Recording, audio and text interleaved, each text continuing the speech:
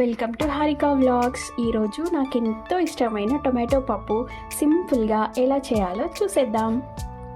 దీనికోసం ముందుగా శుభ్రంగా వాష్ చేసుకున్న కందిపప్పును తీసుకోవాలి.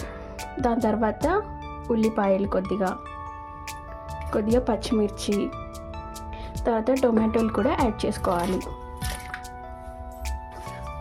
కొద్దిగా కరివేపాకు, రుచికి సరిపడ కారం, చిటికెడు పసుపు,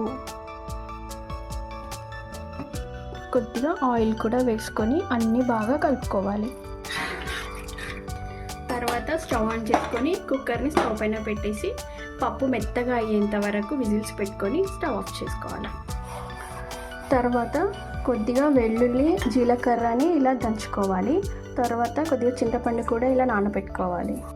ఇలా పప్పు మెత్తగా ఉడికిన తర్వాత చింతపండు రసం యాడ్ చేసుకోవాలి. నెక్స్ట్ ముందుగా దంచి పెట్టుకున్న జీలకర్ర, వెల్లుల్లి పేస్ట్ కూడా యాడ్ చేయాలి.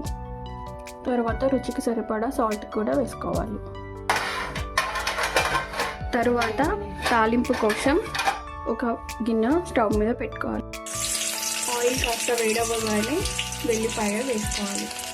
తర్వాత కొద్దిగా ఆవాలు, జీలకర్ర, కొద్దిగా కరివేపాకు, తర్వాత ఎండుమిర్చి వేసి ఫ్రై అవ్వనివ్వాలి.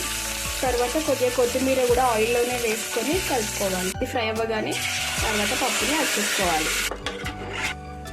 అంతే, ఎంతో టేస్టీగా ఉండి టొమాటో పప్పు రెడీ. కావాలంటే పైనుండి మళ్ళీ కొత్తిమీర కూడా వేసుకోవచ్చు. ఒకసారి ఈ పప్పుని మీరు కూడా ట్రై చేసి ఎలా వచ్చిందో కామెంట్ చేయండి.